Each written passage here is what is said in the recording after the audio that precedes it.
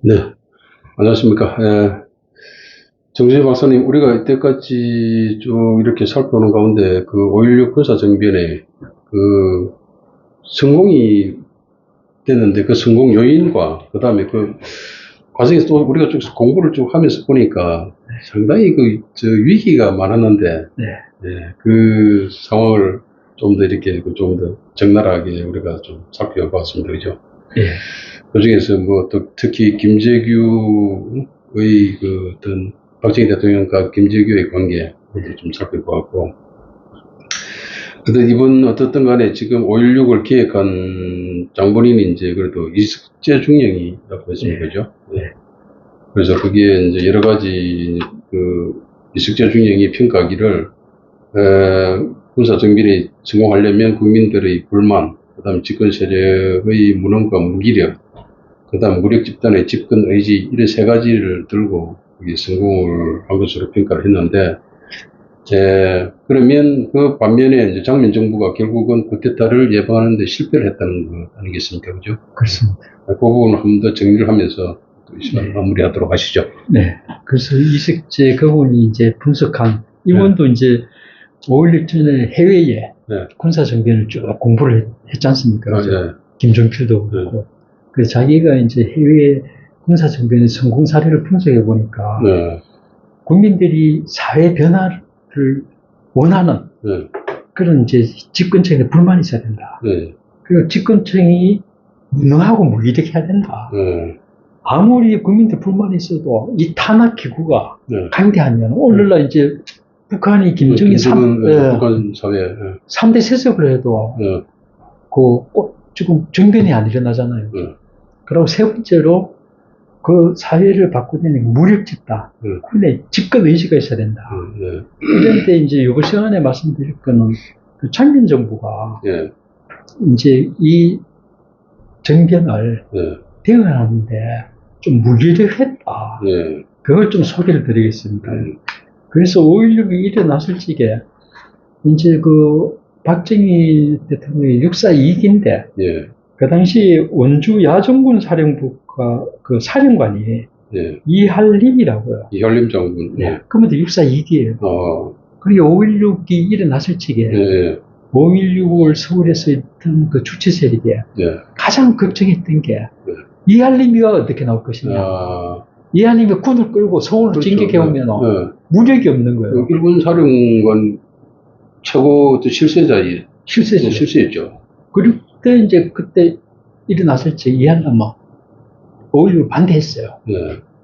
안 된다. 이랬는데 5.16 주체 세력이 이할림을 체포를 해버렸죠. 그래서 서울로 압송을 했어요. 그 이할림은 나중에 이할림 이분도 책을 냈어요. 자기 증언을 보니까. 그 당시에 이제 이 양반이 분석한 게 장면 정부는 왜 그 쿠데타 예방에 실패했는가. 그 이할림은 정보 활동이 무능했다. 정보의 무능이 장면 정권 붕괴의 중요한 요인이다. 정보가 없었고 대응을 못했다. 그게 결정적 몰락이다. 지난 시간에 이제 잠깐 살펴봤듯이 정보는 충분히 장면 총리도 알았잖아요. 그런데 현석호 장관하고 장동영 선에서 이게 전부 뭐 흐지부지 되고 말았던 거예요. 오늘날에 비교하면 윤석열 정부가 정부의 그 무능한 것과 비슷한 케이스 같아요. 글쎄, 이거는 윤석열 케이스가 조금 다른 게 윤석열은 자기가 해버렸으니까 이게 이제 우리 형사재판 중이니까 재판 결과에 이거 재판 결과가 어떻게 보면 이제 역사서를 또 쓰는 거 아닙니까?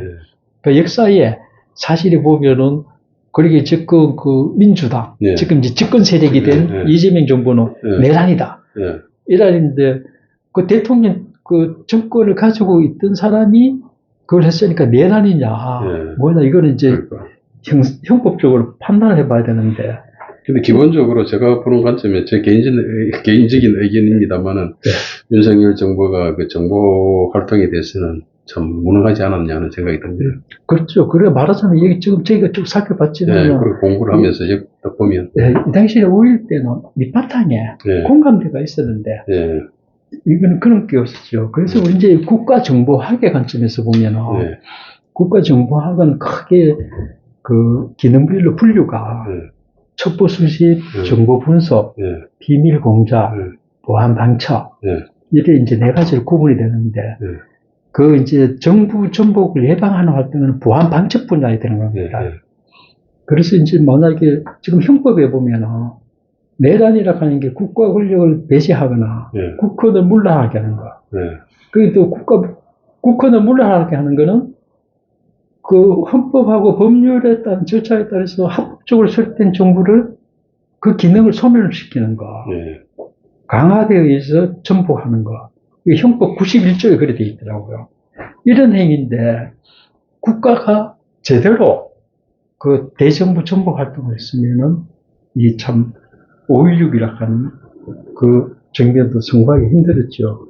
근데 그러면은 정부 활동을 그 당시에 장면 정부 때 책임진 주무기관은 육군 반첩대입니다. 그 육군 반첩대는 육군 특무부대가 장면 정부도라서 이름을 바꾼 게 육군 반첩대였는데 그 육군 반첩대의 책임자가 반첩대장 이철희였어요. 이철희 차장. 그 나중에 중앙정보부 차장하고 5공초에는 이제 이철희 장영자 의원 사건 유명한 사람이죠. 그 이분도 육사 2기 출신이에요. 근데 충북 청원 출신이고. 근데 이분에 대해서는 이제 이철희에 대해서는 그 당시에 현석호 국방장관이 이철희 또 임명을 했습니다.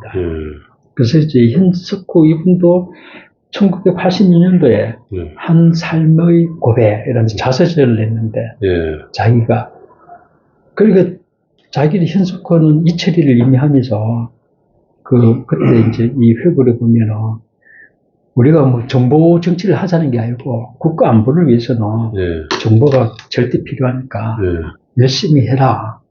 그러면서 특히 그 이제 현석호는 그 이철희 반첩대장한테 그냥 평상시에 정보는 장도영 육창천장한테 보고하면 되는데 좀 긴급하고 중요한 거는 장관실로 직접 보고를 해라. 이렇게 지시를 했습니다. 그런데 이제 나중에 이 현석호가 보면은 이철희가 반첩대장이 5.16이 일어날 때까지 한 번도 자기한테 쿠데타 징후를 보고한 적이 없었다는 거예요. 박정희 거기에 대해서. 그래서 나중에 이게 5.16 정변이 일어나고 나서 이게 문제가 됐습니다.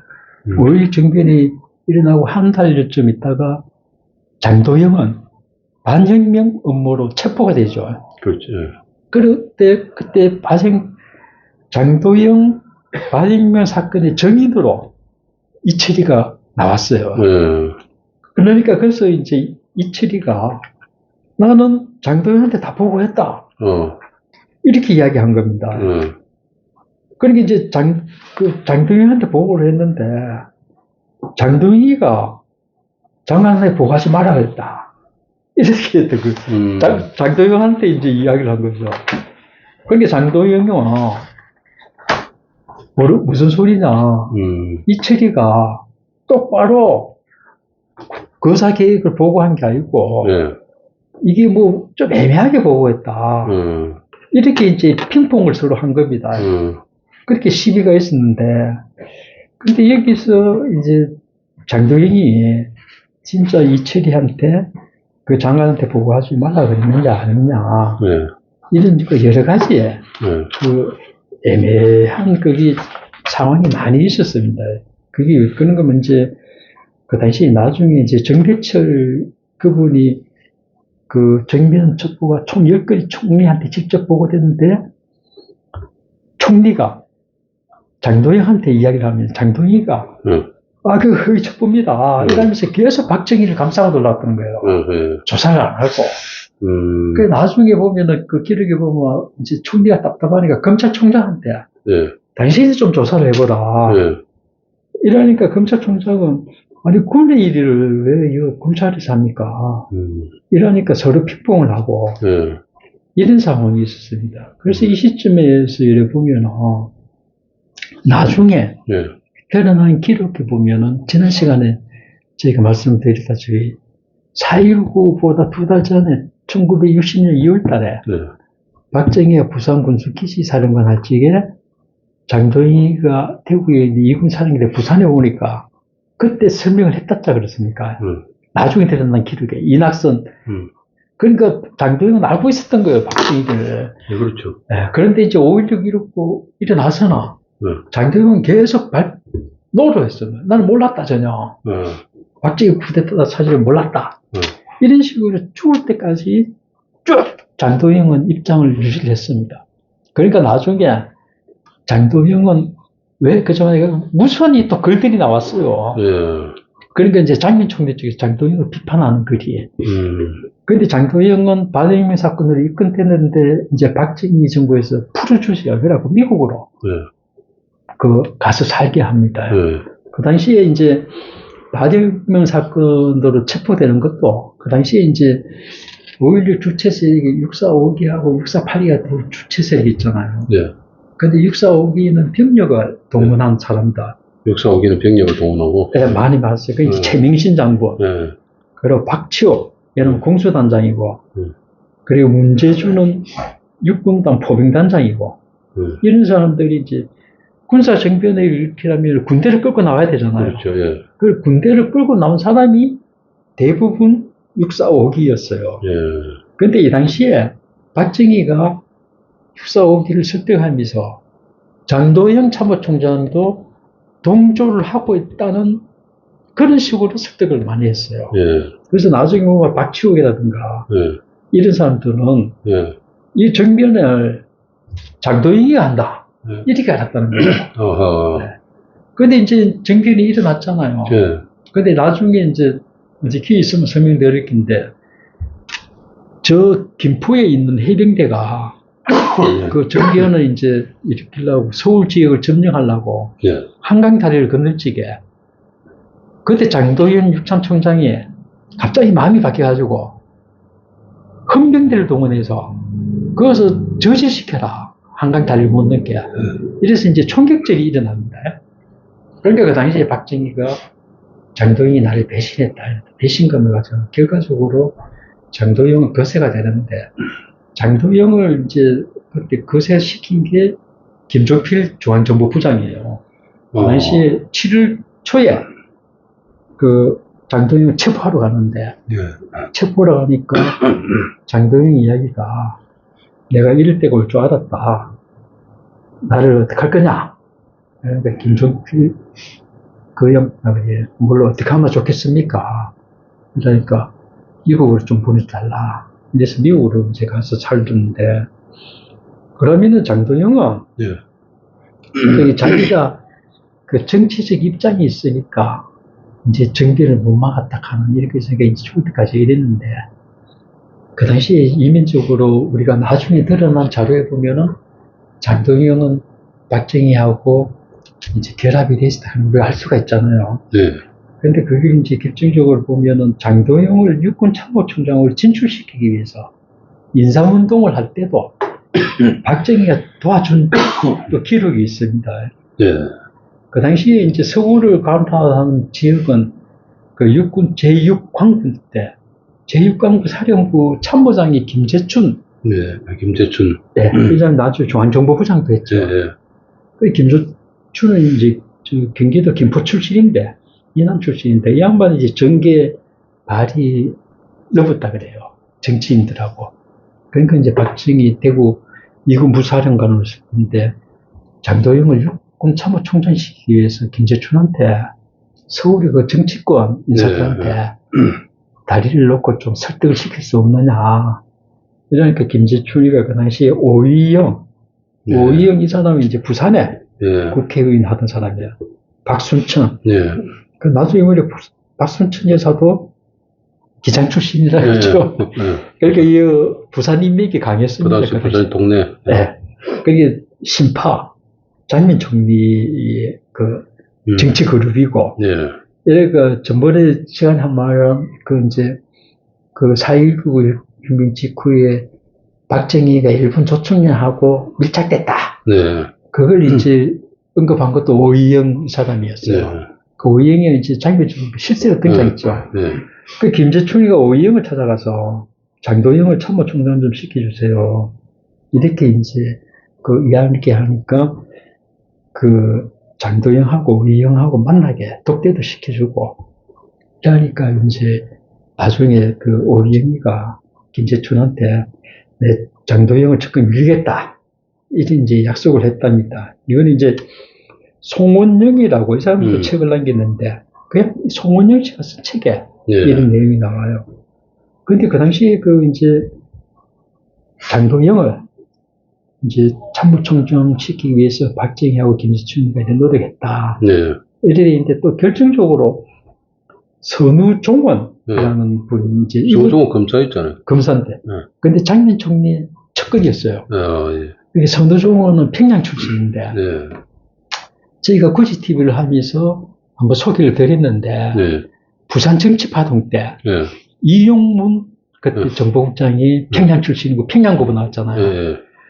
이용문 장군의 평양고부 후배입니다. 선우종원이가. 아하. 근데 선우종원이가 그 당시에 장면하고 네. 밀착이 되어 있었어요. 네. 그래서 장면 늘 내세우려고 했어요. 그 당시에는. 네. 그러니까 이제 선우종원이가 선우종원 검사는 장면하고 내쫓는데 나중에 이상만 정부한테 탄압이 되니까 그 사람이 부산으로 밀항을 해버렸어요. 네. 일본으로. 네. 부산사. 네. 그래서 나중에 장면 정권이 들어오고 이러니까 다시 돌아와서 네. 장면의 첫거리 조폐공사 사장을 하고 있었습니다. 네. 그러다가 5.16이 일어나가지고 선우종원도 잡혔어요. 네. 장면 첫거니까. 장면 첫거는 막 다 잡아들일 때니까. 네. 그래가지고 감옥을 가 있는데 장도영도 감옥에 있었다는 거예요. 네. 요거는 이제 선우종원의 그 정원입니다.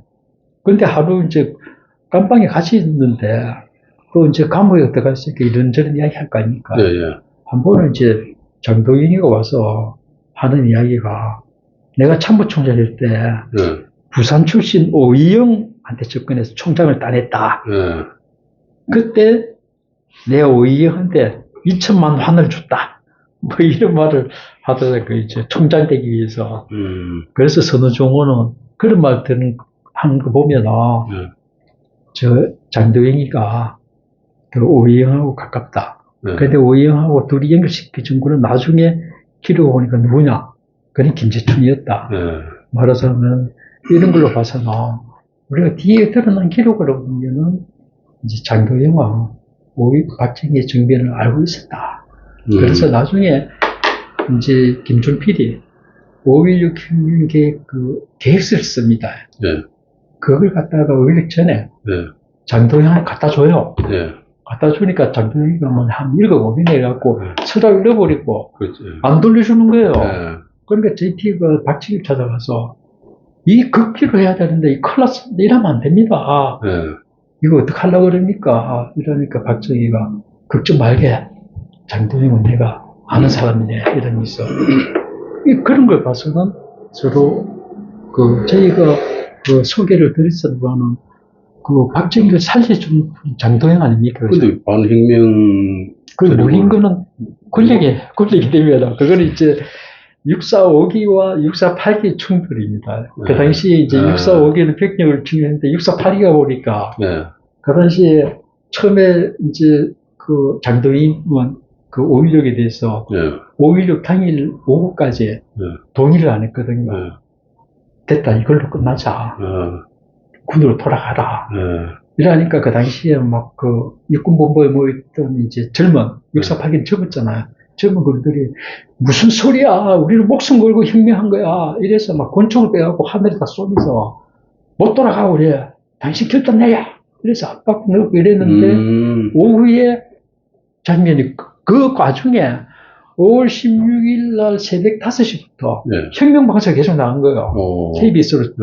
그 당시에는 텔레비전이 없고 라디오가 있는데 5.16 우리 뭐 언인 자중하던 군부는 오늘 혁명을 일으켰습니다. 그래서 막 나가면서 군사혁명위원회를 조직해서 혁명을 일으켰습니다. 의장은 장도영입니다.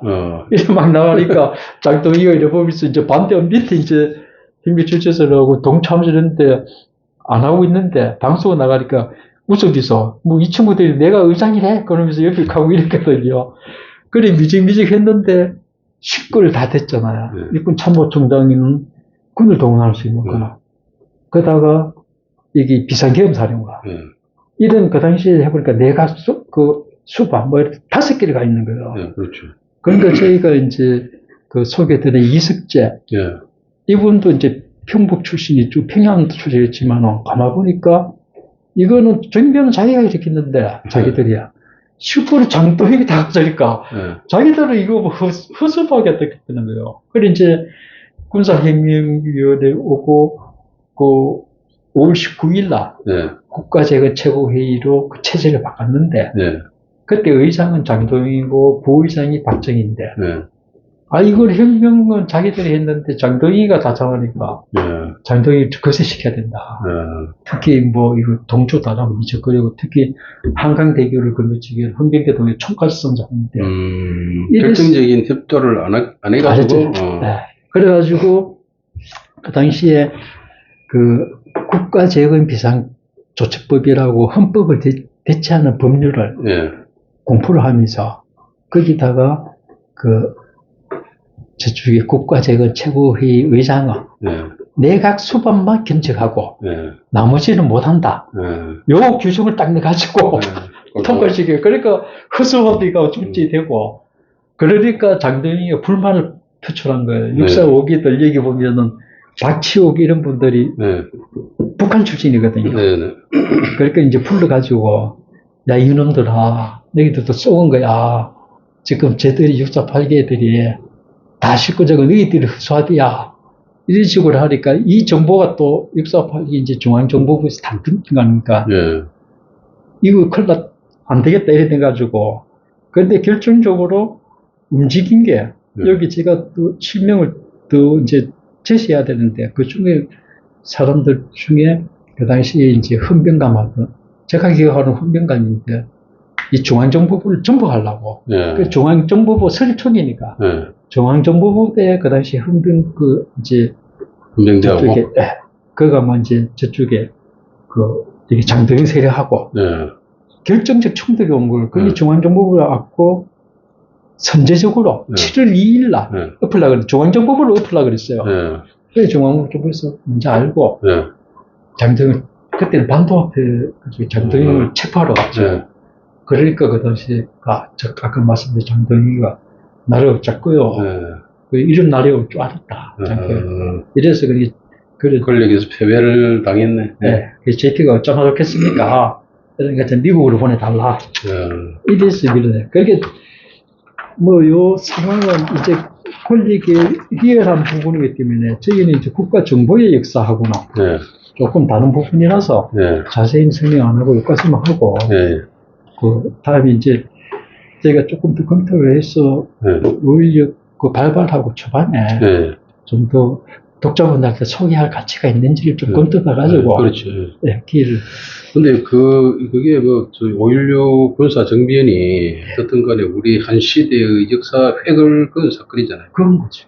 그 사건 전후로 있었던 시대 상황을 정보를 캐치하는 거는 그것도 결국은 정보 활동의 우리가 역사를 볼 수 있으니까 그 부분에 대해서 조금 전에 말씀하신 대로 여기에 좀 그 가치가 있는 부분을 조금 이렇게 선별해가지고 독자들한테 좀 소개하는 방향을 하시죠. 그래서 우리 그 구지 TV를 시작하면서 이제 김창호 박사님하고 저하고 이제 약속이 이제 우리나라 국가 정보의 역사를 소개해드리겠다. 이래서 이제 시크릿 그러니까 비밀 해제된 시크릿 그 비밀의 역사 중심으로 그 당시에는 비밀이었지만 지금은 해제된 그 중심으로 쭉 이제 설명을 드려봤는데 국가 정보의 역사 해가지고 그러다 보니까 이게 너무 단순하고 이러니까 독자분들이 관심이 없을 것 같아요. 좀 시사적인 요소. 그래서 이제 5월달이면 5월 16일이 있었고 6월달이면 6.25가 있었고 7월달이면은 재헌절이 있었고 8.15가 있었고 뭐 이런 식으로 해서 좀 시사적인 걸 가미해보자 싶어서 그것도 좋은 방법이고요. 그 다음에 지금 일부 우리 독자들 보면 그간에 우리가 지금 이렇게 대담을 하고 우리가 공부하고 있는 이런 정보 활동 역사를 가르쳐주고 소개해주고 하는 데가 아무 데도 없기 때문에 오히려 그게 또 거기에 또 독자들 중에서 오히려 네. 더 호감을 갖는 또 네. 더 좋게 평가하는 그런 독자들이 많더라고요. 그렇습니까? 그래서 네. 우리가 정보 활동의 역사를 갖다가 이렇게 꾸준하게 우리가 뭐 지금 상업용으로 하는 것도 아니고 네. 지금 우리 공부하는 채널이니까 네. 우리가 그 기존의 그 어떤 구지TV로서 국가 안보에 그 기여하는 국가 정보 활동의 역사를 좀 나름대로 우리가 소신 있게 진행을 해 나가시죠. 그래서 다음 주에는 그러면은 5.16이 일어나실 적에 특히 미시아의 예. 한국 지부, 그렇죠. 그 이제 피어 더 실바인데, 피어드 실바. 예. 그 5.16이 일어나자마자 5.16이 일어나실 적에 이제 다음 조금 더 소개해 드리면 5.16 당일날 예. 장면 총리 체포 예.